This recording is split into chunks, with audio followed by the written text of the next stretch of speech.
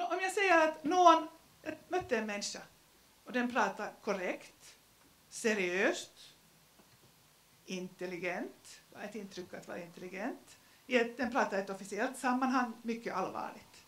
Vad pratar den då för språk? Just, där var det.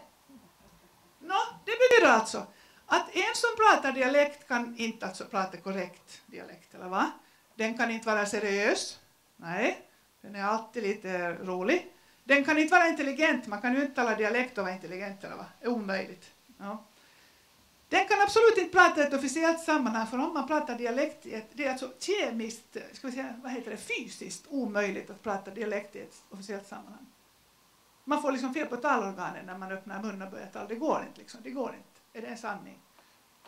Och alltid är det roligt när man pratar dialekt. Varenda gång man dör roligt på dialekt och man föds roligt på dialekt. Och när man har hjärtesorger så är det ändå bara roligt när man talar dialekt. Ja. Alltså det här är ju inte sanningar. Det är föreställningar som vi har fått i oss. Akta er för dem. Akta er för dem.